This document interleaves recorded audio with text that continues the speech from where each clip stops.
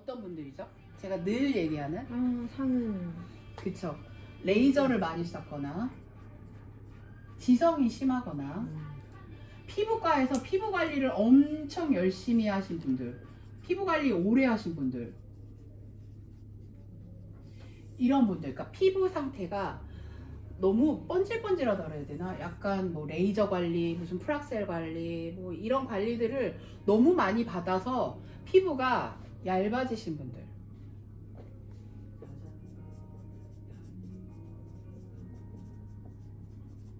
그리고 레이저로 눈썹 제거를 너무 많이 하셨던 뭐 3회 이상 이런 분들은 딱 보면 피부가 비닐처럼 맨질맨질한 분들이 있어요. 이런 분들은 색소를 넣어도 제대로 색소에 피부에 머물 수가 없죠.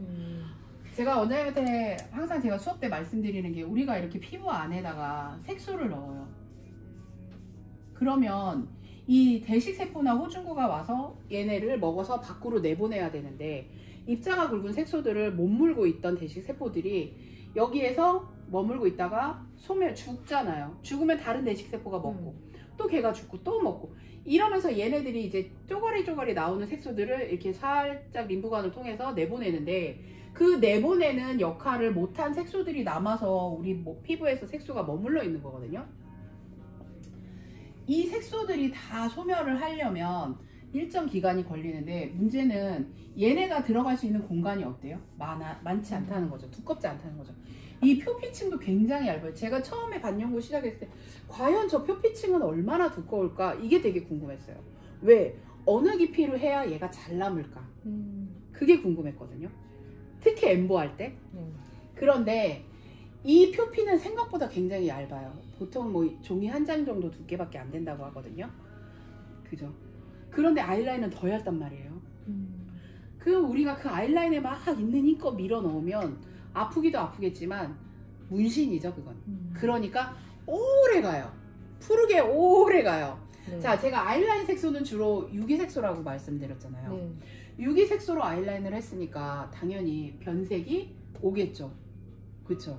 이 변색이 안 오게 하려고 저희가 안전한 구간에 작업을 하는 거예요. 속눈썹 사이사이에. 근데 얘가 피부를 타고 올라가면 이 아이라인 주변에는 모세혈관도 많을 뿐만 아니라 피부가 얇기 때문에 변색이나 퍼질 가능성이 있어요. 자, 유기색소는 퍼짐도 생각을 하셔야 돼요. 그러니까 펴진다는 게 어떤 거냐면, 여기에서 혈관을 타고 이렇게 올라가요. 자, 그래서 이렇게 유기색소는 좀 그런 위험들이 있는데, 작업자가 너무 깊게 밀어 넣어버려요. 그럼 당연히 문신이 되는 거예요. 그래서 이 안전한 층에 있는 색소들이 예쁘게 유지하다가 흐려지고 나면 다시 또 눈썹을 하고, 이거를 계속 해야 되는데, 작업자가 너무 깊게 작업을 했다거나 이러면은 이제 레이저를 많이 쏴야 되는 피부 상태가 되는 거예요. 그래서 여기에 들어갈 수 있는 공간에 들어갈 수 있는 색소는 한정적이다. 자, 그러면 고객님이 오셨어요. 근데 이미 이 고객님이 눈썹 안에, 이분이 머신으로 작업한 푸른 눈썹, 여기 또 산화철 베이스에 붉은 눈썹, 색소가 섞였어요. 그러면 이게 어떻게 보이냐면 약간 파축색으로 보인다고 말씀드렸죠. 자, 이 눈썹 색소들이 이미 여기 꽉꽉 들어차 있어요. 근데 나한테 눈썹을 또 덮어달라고 왔어요. 그러면 제가 말씀을 드리죠. 고객님, 여기 이미 피부 안에 색소가 너무 많이 차 있어요. 그래서 이거를 어느 정도는 제거를 하셔야 제가 작업하는 색소가 들어가서 안착하고 있을 수 있다라고 얘기를 해요. 그러면 고객님이 뭐라 그러냐면, 그러면 원장님이 저한테 최고의 상태의 눈썹을 할 수 있게끔 해주세요 라고 따라오시는 고객님이 계신가 하면, 레이저 아파서 싫어요, 돈 들어서 싫어요, 그냥 덮어주세요, 할 수 있잖아요. 자, 그러면 설명을 드려야겠죠. 자, 그럼 고객님, 여기에 색소가 이미 이렇게 꽉꽉 들어차 있습니다. 제가 여기에다가 새로운 색소를 넣어 드려요. 그러면 요 사이사이에 어떻게든 삐듯 찍고 들어가는 애들은 있을 수 있겠죠. 근데 내가 넣는 색소가 들어갈 자리가 없어요. 그러면 제가 새로 작업해드린 눈썹은 여기서 다시 튀어 올라 빠져나갈 확률이 높다라고 얘기를 해주셔야죠. 네, 이미 차 있으니까 내가 넣는 색소가 어떻게든 비집고 들어가겠지만 안착률이 떨어질 수밖에 없죠. 이해되세요, 원장님? 네. 자, 그렇게 고객님한테 얘기를 했어요. 그러면 그럼 나 안 할래 하고 가시는 분도 계시고요. 그러면 저 이거를 좀 빼고 할게요 라고 얘기하시는.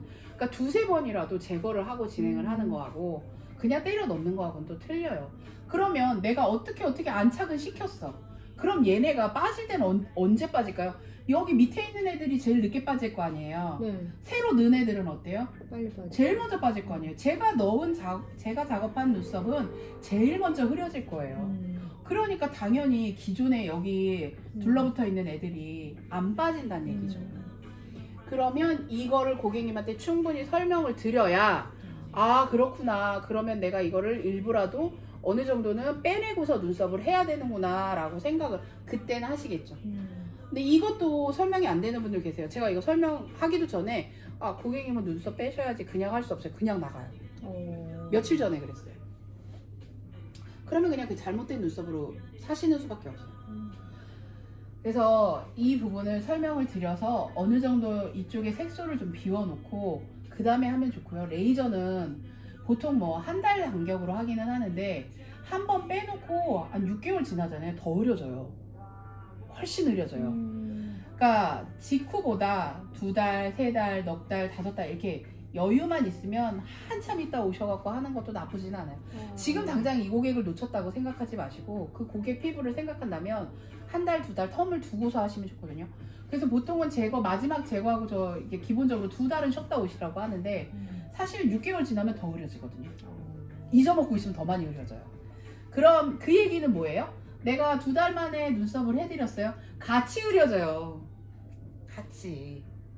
그럴 확률이 높다는 거예요. 그러니까 이렇게 미세하게 작업된 뭐 색소의 그 조각들, 얘네들은 이 림프관을 통해서 빠르게 흐려질 수밖에 없어요.